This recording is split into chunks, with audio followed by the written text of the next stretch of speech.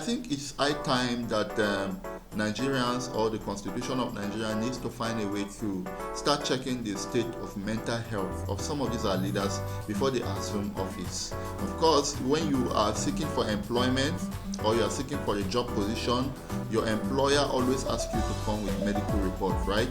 So I think it's high time we start checking the situation of our leaders, their medical state. Yeah.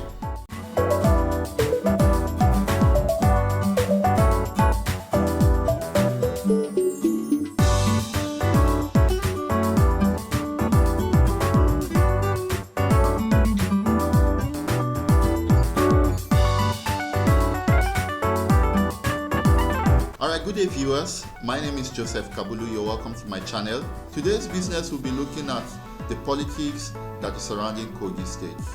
Of course, we've had Yahaya Bello, the incumbent governor of Kogi State, who have been in power for the past 4 to 8 years.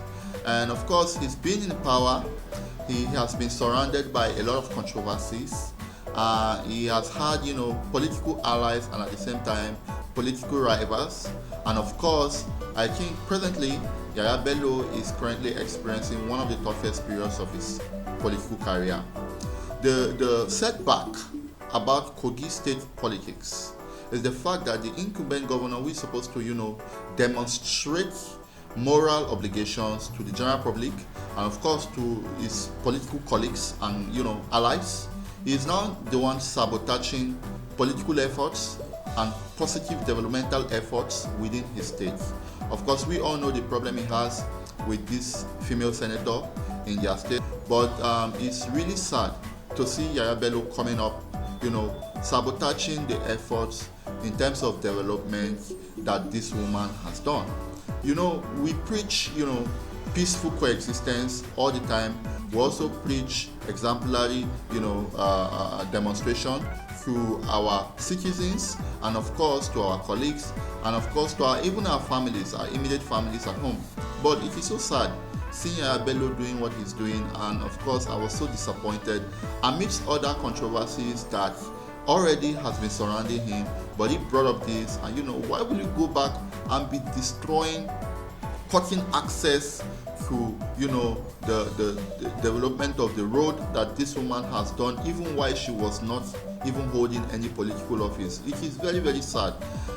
I don't know, Kogi State people, you can please update me on this. Please let me know down in the comment section why. That I think it's high time that Nigerians or the Constitution of Nigeria needs to find a way to start checking the state of mental health of some of these our leaders before they assume office. Of course, when you are seeking for employment or you are seeking for a job position, your employer always asks you to come with medical report, right? So I think it's high time we start checking the situation of our leaders, their medical states. Yeah. So I don't know why a sitting governor will do that.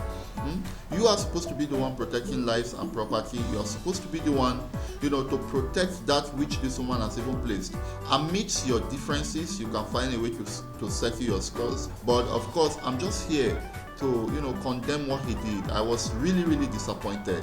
If that is what it means to have a political rival, then we shouldn't be having development all over the states. Of course, every politician has political rival and they have their differences, but that doesn't mean that you as a sitting governor, you will go back and destroy the road this woman has built with her own money.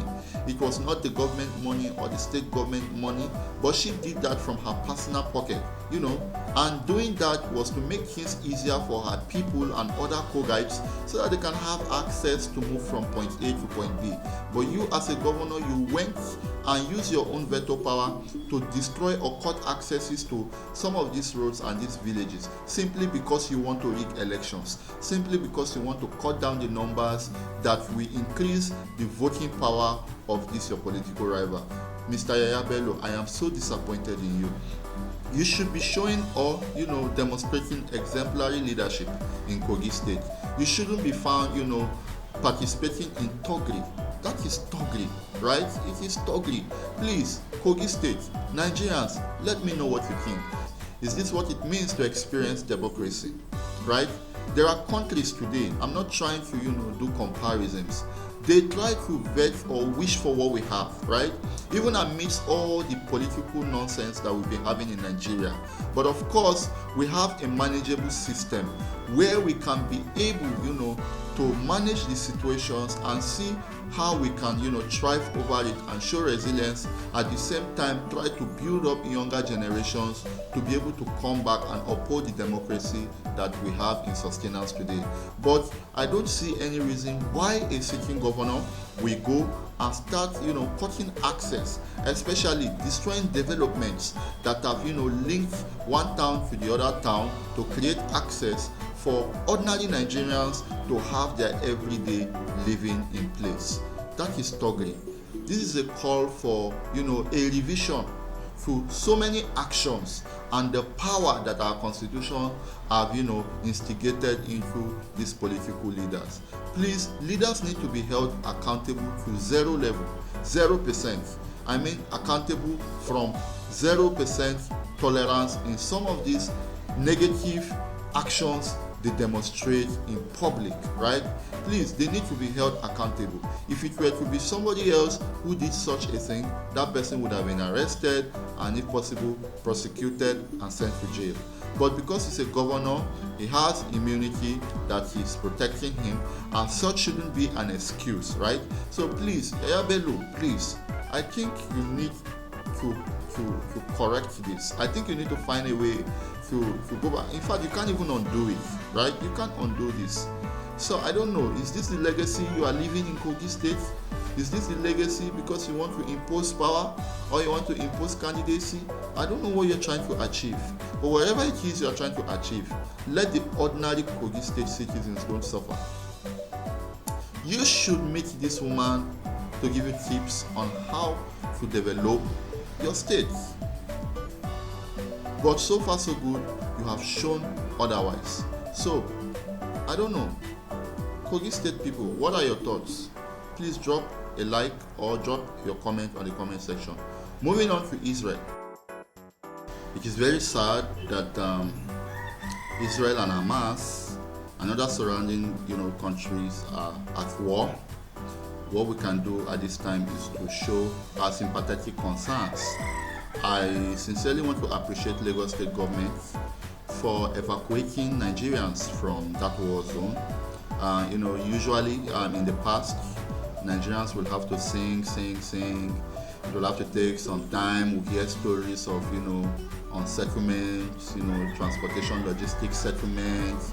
But now, it was just like a breeze and, citizens were evacuated from that war zone, So, that being said, we can only hope that the situation will get better, and we can only hope that this war ends. Everybody wants to find a safe haven to strive and survive.